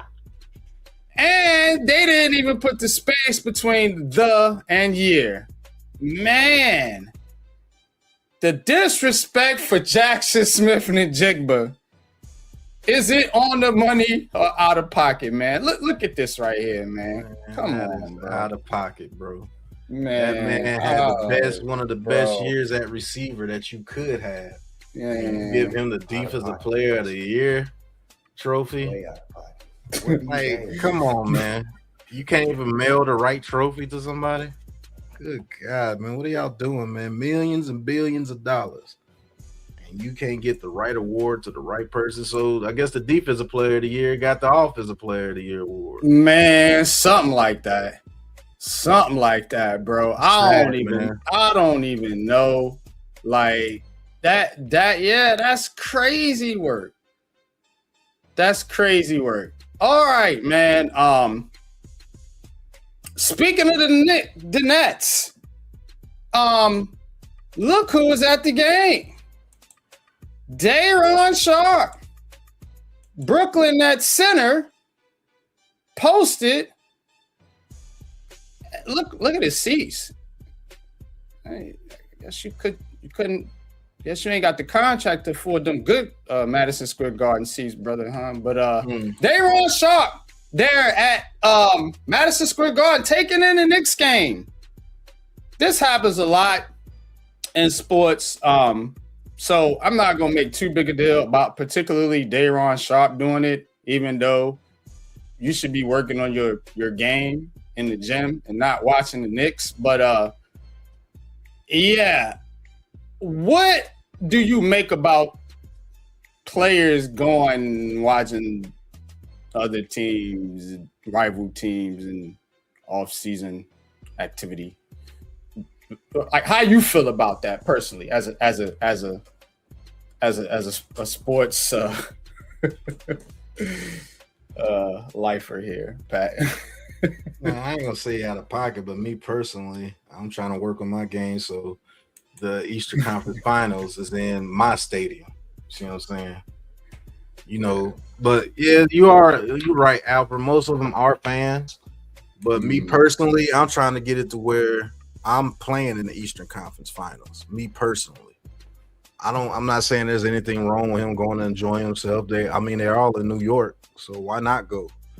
But me personally, if I had the skill set, if I was 6'8", with, I could play ball like that and make good money, I want to go and win a chip. So I'm working on my game. I'm trying to call people like Melo or somebody and try to work out with them, because Melo is out there in that area.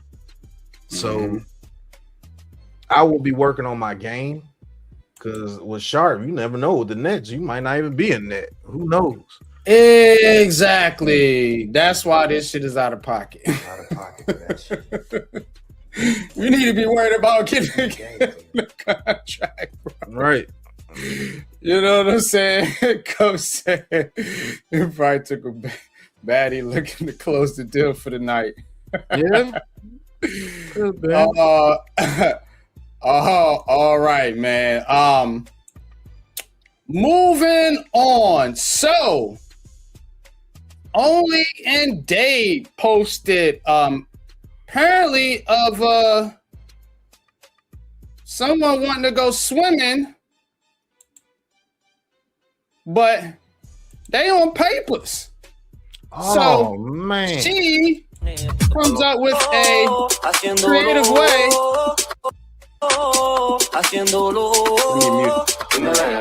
Let me mute this so it don't copyright us. But yeah, so she's there with the ankle monitor. I'm assuming that's what that is. Trying not to get it wet so she could take a dip in the pool.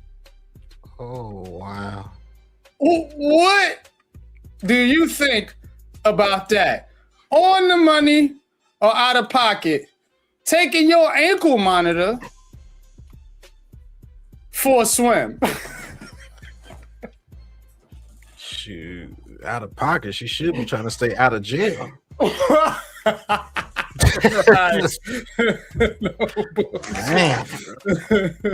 that is absolutely insane. That's way out of pocket. What do you gain from this? What do you gain from this? She gonna gain more time on her goddamn sentence. Right. That's what she gonna gain. And anybody trying to holler at her, just look at her ankle. That tells you a lot about what's going on with her. So, man, that's way out of pocket, man. All right. What do y'all think about this one, though? Is this one out of pocket? Giving your fellow plane passengers a proverbial fucking lap dance. Take a look at this one. Excuse me. Excuse me. Excuse me, sir. That's what's wrong with the young generation. They always flaunt their shit. Nothing wrong with that. Oh yeah, really? So, on the money or out of pocket, rubbing your ass to get to the aisle. First and foremost, that woman is very blessed. That woman is blessed. And my man was on the money when you say ain't nothing wrong with that. That guy was on the money. He out of pocket, but he was on the money. And I definitely am waiting for her to come back to sit in her seat. That woman is extremely blessed. Right, Albert. She can't help it. And she can't help it. What you want her to do? It said what you want her to do, huh? What you want her to do? She's just blessed. All right. I got one more. Let me see here. So, where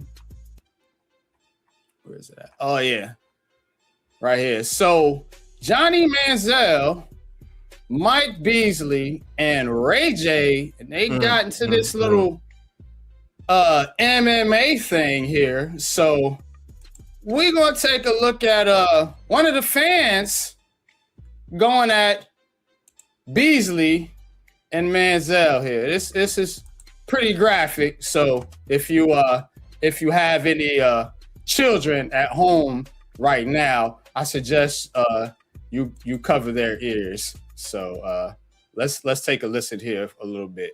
Because Samari about to leave in a fucking wheelchair. That boy Lance Stevenson about to knock you the fuck out. As soon as he knock you out, you go to sleep, blowing your fucking ear. Shout out to everybody in wheelchairs. Why are you so aggressive? I don't fuck with you. You don't gotta fuck with me. I looked up your highlights last night. I couldn't find shit. Fucking weak ass career. Stop talking to my homie like that on the dead homie. You're All I'm fucking saying, irrelevant. Don't play with me, nigga. You're irrelevant. That's Nobody my fucking nigga, knows bro. you. Don't do Nobody that. knows you. Nigga, have some motherfucking respect. You're 50 years old. We gonna take you to the fucking retirement home tomorrow after your fight. Hey, you already got CTE. You ain't even fight tomorrow yet. Hey, Lance, I'm gonna beat your friend up too. Yo, come on. What's up? What's up? Don't ever disrespect Neon in this song, nigga. She wanna hang with the Indians and smash, Well, nigga. Johnny Manziel gets dork. Disrespect Neon, nigga. That's just a smash, nigga. Motherfucker, aren't you? Do it for the clip. We know you need it. NFL career. We know you need it. Weak ass NFL career. Yo, I don't mean to interrupt. We can step outside right after. I'll beat the fuck out of you for sure. Come on. I'll join too, you fat fucking little give you faggot the with your clip. fucking little chicken ass fucking You're faggot such a ass bitch. Fuck. Hey, that's a bad word. Who told you about that fucking Hold on. sweater, fucking fuck ass? Don't use that word. That's the F word. I got a lot of gay friends. Get out of you, nigga. Fucking shirt out of here, you little fuck. I slap the fucking daylights out of you, nigga. So, what do y'all think about the situation there? Man, he said he looked for Mike Beasley's high. He couldn't find that was cold right there. I ain't gonna hold that. Yeah, that oh man. But yeah, what y'all think about that? Or who's out of pocket here? Was it the fan or was it them cats up there, man? I don't know. That fan way out of pocket. Because first, he ain't looked for Michael Beasley's highlights too hard. Michael Beasley had highlights in the NBA, man. He went through a whole lot in the NBA, and nobody was there to help him. But that fan, bro, any of them dudes up there, he would have went outside. They would have beat the brakes off of him. You could tell that little dude, he was just looking for a clip, man. That's what a lot of people do. Because if you saw Michael Beasley up close and personal outside, you know what time it was. Yeah, they got paid, Alfred. They got paid for that. They got a little check for that, man. They did the little matches or whatever, man. I was looking at some of the clips earlier. Ray J got knocked out. He got knocked out cold. Michael Beasley got choked out by Lance Stevenson. You know how hood Lance Stevenson is. Yeah. You thought it was going to be a boxing match. Lance Stevenson turned into a wrestling match. And actually, Manziel won. He knocked the dude out. I don't know how much they paid that fan, bro, but yeah. One thing I know about guys like Beasley and Stevenson and all of them, they hood. They not no regular athlete type cats. So yeah, somebody might have got their Shout out to them for getting the check, bro. Yeah, shout out to them for getting the check, man. It was Ray J got the worst of it though. Pretty entertaining. Yeah. Yeah, he's the one that's out of pocket, right, JJ? Exactly. The dude right there with the Eagles goddamn jersey is out of pocket, man. So in that regard, we out of pocket. We out of here, man. This segment is done. Out of pocket for that shit. Way out of pocket.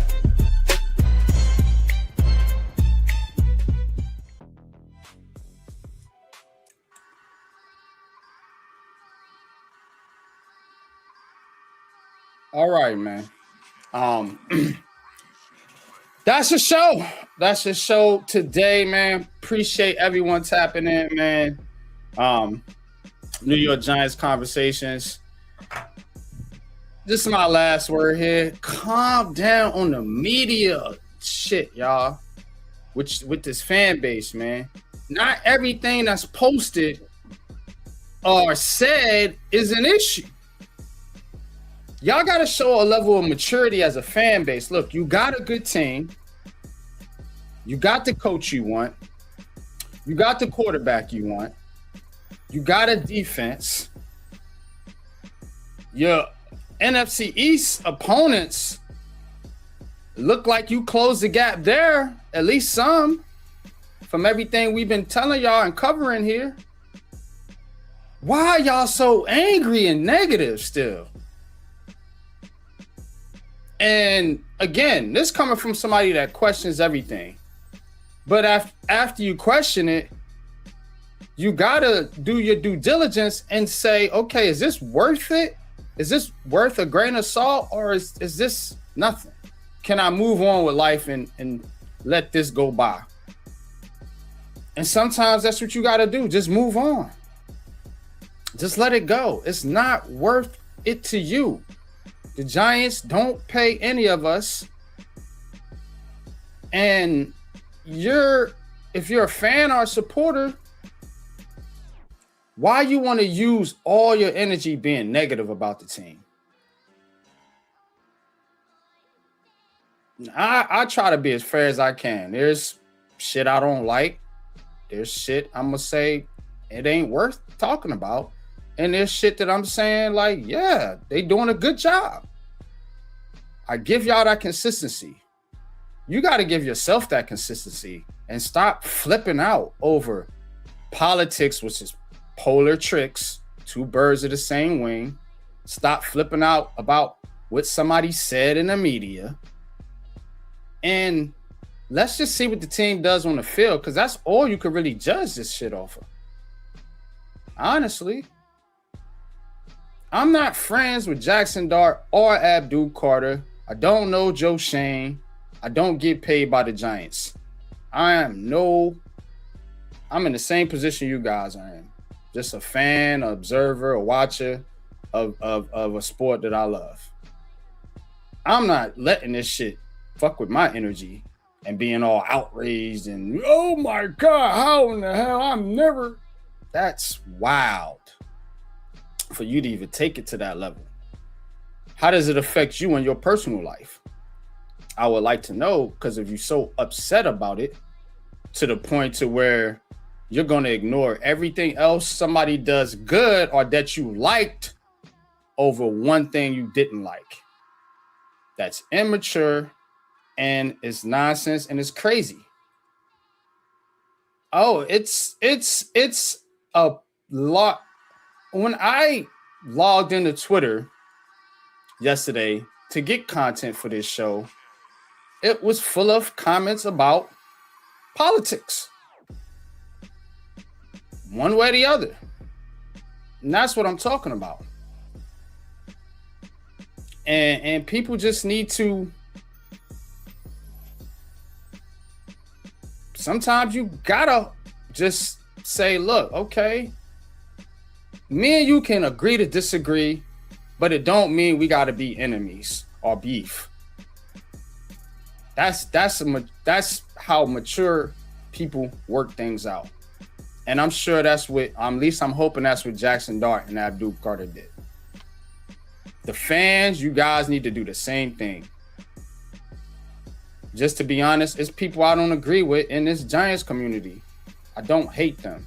They don't affect me in my personal life. And I'm damn sure not going on social media to just, I'm outraged by what so-and-so said. Give a shit. It's your opinion. Now, unless you bring that to me in a personal way where it's affecting my job or my well-being or something, then we're going to have an issue. So that happens, which there's a good chance it won't for any of us, because the Giants are a football team. Unless you work for them, this shit don't affect you. Let's just have some type of optimism, because ever since I've been doing Giants content, it's been a high level of negativity. I have myself sunk into that place at times. Can we be a little positive about the direction of this team? Mm-hmm. And let's get back to being defensive Giants fans for once. Fuck the people that's dogging your team right now when they finally get good. Fuck them. Because they was on you when you were bad. So now if this team goes out and does something good, not saying they ain't hit the field yet, but if they do, be a fan. Now you can be a fan. Now you can celebrate and brag and talk shit. And that's all I'm saying. It don't gotta be doom and gloom all the time, Giants fans. Not all the time. So we should be coming out of that now with a new coach, a new quarterback, and a defense that we all like and think has potential. We should be coming out of that right now.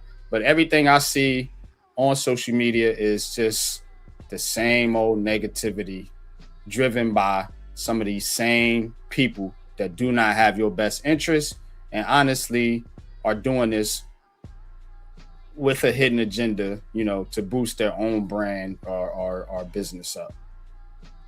So that's all I'm saying. I don't chase clicks over here. We just covering what's out there, so because when football starts and the pads come on, that's what the fuck we gonna be talking about here. Facts. But last words, Pat. I appreciate you, man. Take us out like you do, bro. And I appreciate everybody in the chat, man. Chat was lit today, man. Appreciate everybody commenting. Y'all keep coming in here. Y'all comment. We're going to highlight your comments, read them. We're going to have a conversation. We want you guys involved in this just as well. You are part of this show. So appreciate y'all, man. Let's clap it up for the chat. But go ahead, Pat. Take us out, brother. All right, man. Shout out to everybody in chat. Like UYG said, thank y'all for tuning in and coming and having a Giants conversation with us, man. Stay tuned here Sundays. We got to have conversations, man. It's a lot of conversations to be had about this team. There should be good conversations, good positive conversations about this team finally. Like I said, stop with the negativity. I've been saying it for the past 5 years. Your negativity ain't getting you nowhere fast. So, but until the next episode, until the next pair of topics that we need to have conversations about, we out, man. Thank y'all for watching. Like and subscribe to the ABSN, to Unpopular Opinion Sports, and me as well, Big Pat Sports Talk. Peace. Peace.